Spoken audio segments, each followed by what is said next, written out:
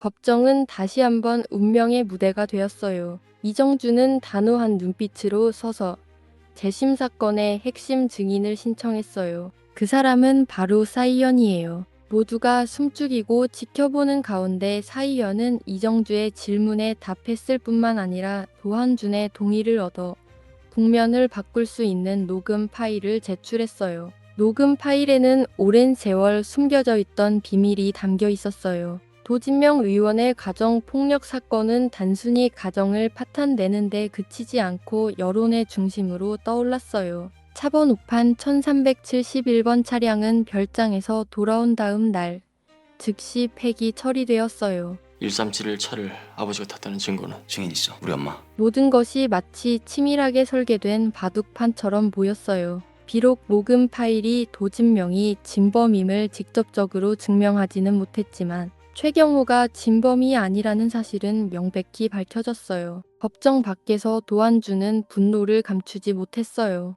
자신이 재심 사건의 증인 명단에서 제외된 것에 대해 크게 화를 냈어요. 하지만 사이현의 결정에는 도한준을 향한 보호의 마음이 숨어 있었어요. 근데 법정에서 선배 입으로 직접 아버지 얘기를 하게 할 순 없었어. 둘이 작당을 한 거야?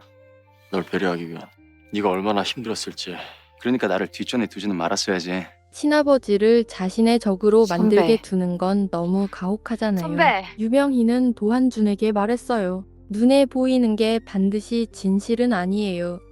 너의 분노와 믿음도 어쩌면 누군가의 의도로 만들어졌을지도 몰라요. 엄마가 말했잖아. 보이는 게 전부가 아니라고. 아, 나 그 얘기 오늘 의원이한테도 들었는데. 간단한 한마디였지만 깊은 의문을 남겼어요. 집으로 돌아온 유명희는 도진명과 격렬하게 다퉜어요. 도진명은 비웃으며 판사의 숙명을 이야기했어요. 오판은 짊어져야 하는 거잖아. 최경호 사건이 나와 무슨 상관이야. 당신이 오판을 했다 치자 판사의 숙명이려냐 하고 당신 성격에 오판을 하는 게 견디기 힘들다는 거 아는데 당신이 뭘 아는데? 그의 눈에는 경멸과 고통이 섞여 있었어요. 이 재심이 단순한 사건이 아니라 정의에 대한 깊은 질문임을 그녀는 알고 있었어요. 드디어 운명의 한 장의 편지가 도착했어요. 드디어 온 것 같네요. 뜯어봐 주실래요? 사이연이 직접 열어본 그 편지에는 재심 신청이 승인되었다는 내용이 적혀 있었어요. 재심 청구인 이정주.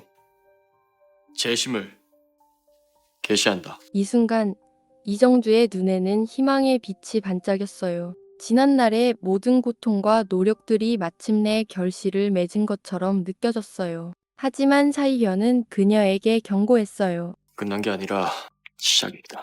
진짜 도전은 지금부터예요. 법정 안팎에서 모두가 운명의 소용돌이 속에서 몸부림치고 있었어요. 진실은 과연 드러날 수 있을까요? 정의는 실현될 수 있을까요? 이 이야기의 답은 용기 있는 대결에서 하나씩 밝혀질 거예요. 정의는 멈추지 않았고 진실은 결코 잠들지 않아요. 경쟁이 치열한 한국 사회에서 부하 직원의 고충을 이해하고 배려하는 상사는 직장 내 성공과 실패를 좌우할 수 있는 중요한 존재예요. 그리고 이정주는 운 좋게도 그런 상사를 만나게 되었죠. 부장님은 단순히 그녀를 격려하는 리더가 아니라 가능성을 보고 성장시키려는 후배로 여겼어요. 정주가 오빠의 재심 사건을 위해 뛰어다니는 걸 보며 걱정이 없진 않았지만 자신이 그녀의 든든한 버팀목이 되어야 한다고 생각했죠. 특히 오빠 재심 최경호 청구한다고 사건처럼 잘했을 텐데. 복잡한 10년 동안 사건에서는 큰 소리 더욱 없이 그랬어요.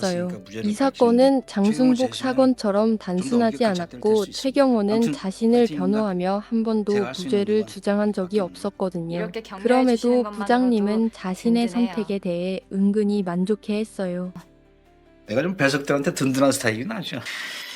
우리 잘나신 사판사님은 어떤 생각을 할지 모르겠지만 저도 아주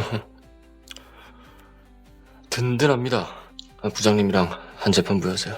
정주와 사이연의 든든한 의지가 되어줄 수 있다는 사실이 말이에요. 그런데 이 모습이 사이현을 약간 질투하게 만든 것 같기도 해요. 사판사 역시 정주에게 나무와 같은 존재가 되고 싶어 하니까요. 기념으로 그럼 오늘 점심은 제가 쏘겠습니다, 사판사님. 짜장면 빼고요. 정주의 짜장면 사랑은 단순한 설정이 아니에요. 짜장면이라는 서민적인 음식이 그녀에게는 어릴 적 따뜻한 추억을 떠올리게 하고 외로울 때 마음의 위로를 주는 음식이거든요. 짜장면은 정주의 독립적이고 소탈한 성격을 반영하고 다른 인물들과의 교감을 이어주는 작은 연결고리가 되기도 해요. 예를 들어 사회형과 동료들과 짜장면을 나누며 긴장된 분위기를 자연스럽게 풀어내기도 하죠. 출장 때 정주는 길가에서 귀여운 머리핀을 보며 시선이 멈추었어요. 머리핀을 써본 뒤 사판사에게 돌며 물었죠. 어때냐고요. 그런데 사이현은 장난스러운 표정으로 대충 답하는 듯한 말을 했고 그 말에 정주는 어이없어 하면서도 약간 민망해했어요. 이런 작은 상호작용은 마치 남자아이가 좋아하는 여자아이를 살짝 괴롭히는 것 같은 모습이었어요. 두 사람 사이의 온도는 점점 따뜻해지는 것 같네요. 술에 취한 도한주는 길을 잃은 어린 양 같았어요. 취한 채로 사이현에게 전화를 걸어 후회와 부끄러움이 가득 담긴 목소리로 말했죠. 나 정말 창피해요. 정주를 어떻게 다시 보겠어요. 정주와 사이현이 급히 술집으로 갔을 때 한주는 정주를 보며 이렇게 말했어요. 내 마음 속에 커다란 구멍이 있어요. 너무 아파. 진짜 가슴이 너무 아팠거든.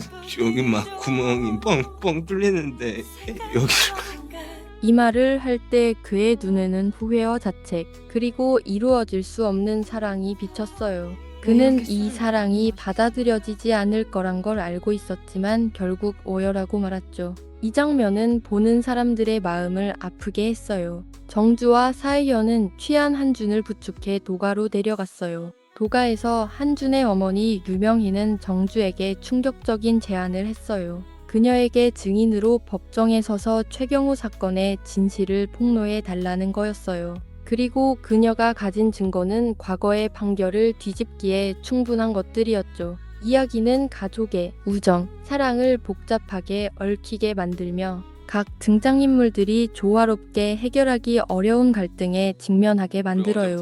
한 번은 셋이 함께 식사하던 자리에서 도한준이 갑자기 이렇게 말했어요. 야, 나는 니네 둘 다 진짜 너무 좋거든? 근데 막 이렇게 셋이 정들고 그러는 거 좀 아닌 것 같아. 아니 그냥 이렇게 보는 건 내가 좀 힘들 것 같다고. 정주와 사이현이 이유를 물어봤지만 한주는 말하려다 멈추었어요. 그 뒤에는 아버지의 행동에 대한 죄책감, 어머니의 증언에 대한 걱정, 그리고 정주에 대한 이루지 못할 감정이 숨어 있었어요. 한준의 이야기를 통해 우리는 가족과 정의, 우정과 사랑 사이의 갈등을 볼 수 있었어요. 고통스러워하는 그의 모습에 안타까움을 느꼈어요. 최경호의 재심 첫 공판에서 유명희의 증언은 폭탄과도 같았어요. 법정에서 그녀는 충격적인 비밀을 밝혔어요. 증인께서 이 자리를 빌어 꼭 하고 싶은 말씀이 있다고 하셨죠. 최경호가 유죄라는 증거, 최경호의 DNA가 나온 김가영의 속옷은 조작된 것입니다.